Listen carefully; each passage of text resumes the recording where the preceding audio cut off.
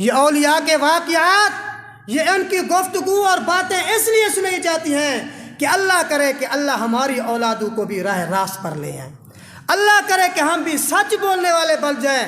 اور جہاں تک میری آواز جا رہی ہے، میں اپنی ماں بہن سے گزارش کروں گا کہ خدا را اپنی اولاد کی تربیت ٹھیک کریں۔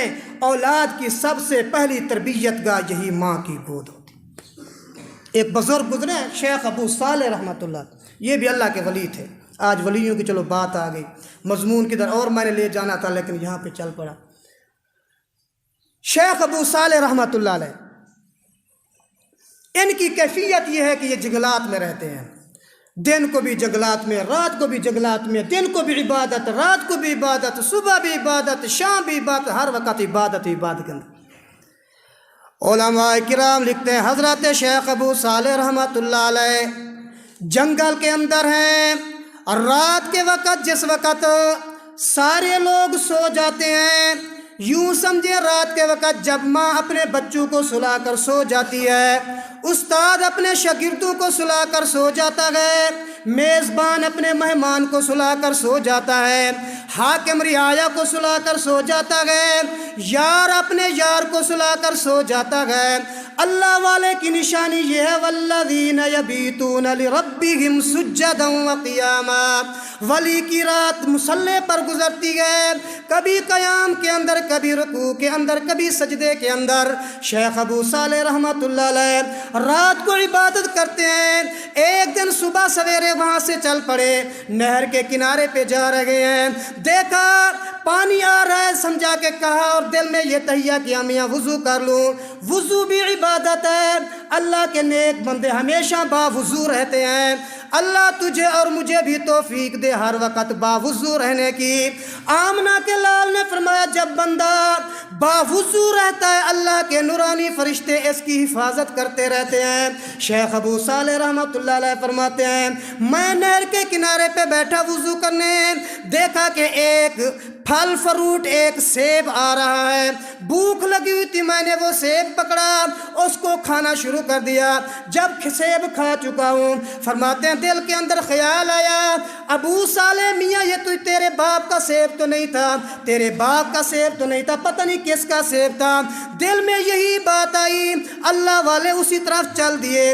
چلتے چلتے دیکھتے ہیں ایک آدمی گئے جو نہر سے پانی کے مشک بھر بھر کر اپنے باغ کو سیراب کرتا ہے، پانی دیتا گئے۔ شیخ ابو صالح رحمۃ اللہ علیہ وہاں پہ پہنچتے ہیں، کہتے ہیں مالک کے باغ میاں ذرا یہ بتلا تیرے سیبوں کا رنگ کیسا ہے؟ وہ کہتا ہے وہ سامنے میرا باغ ہے، اس کا رنگ دیکھ لے۔ ابو صالح رحمۃ اللہ علیہ فرماتے ہیں میں نے جب اس کے باغ کو دیکھا، جو سیب میں نے کھایا ہوا تھا اس کا رنگ اور اس کے سیبوں کا رنگ ایک ہی جیسا تھا۔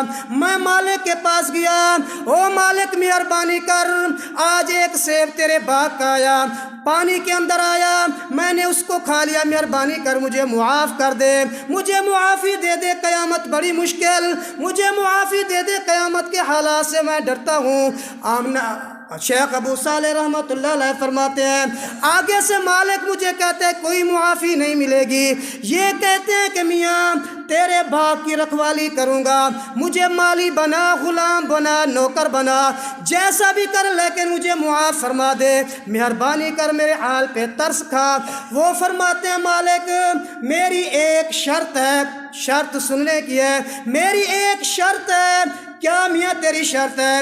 وہ کہتا ہے مالک میری ایک بیٹی ہے جو آنکھوں سے نابینی ہے، جو کانوں سے بہری ہے، جو زبان سے گنگی ہے، ہاتھ پاؤں سے بالکل معذور ہے، میری شرط یہ ہے کہ تجھے میری اس بیٹی کے ساتھ نکاح کرنا پڑے گا، اس کے ساتھ بیاہ اور شادی کرنی پڑے گی۔ شیخ ابو صالح فرماتے اللہ کے بندے معافی کا اعلان کر دے، مجھے ساری تیری شرطیں منظور، مجھے یہ تیری بیٹی بھی منظور ہے۔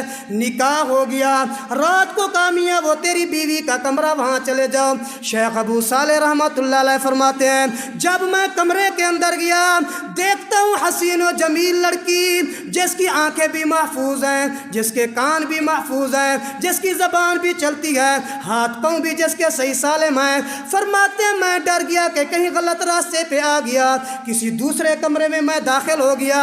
अल्लाह के वली ने मुसल्ला बिछाया, मुसल्ले पर अल्लाहु अकबर सारी की सारी रात गुजार दी।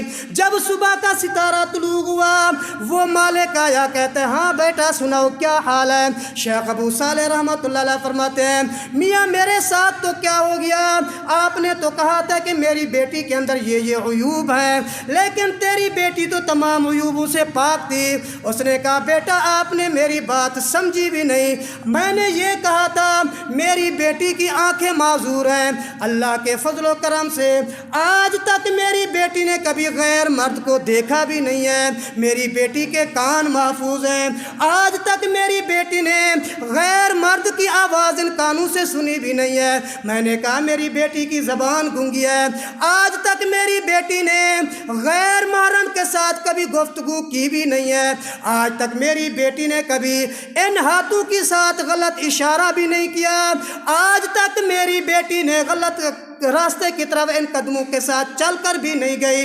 उलमाए किराम लिखते हैं जब माँ बाप ऐसे थे, इसी शेख अबू सालेह रहमतुल्लाह अलैह की औलाद में पैदा होने वाला शेख अब्दुल कादिर जिलानी है।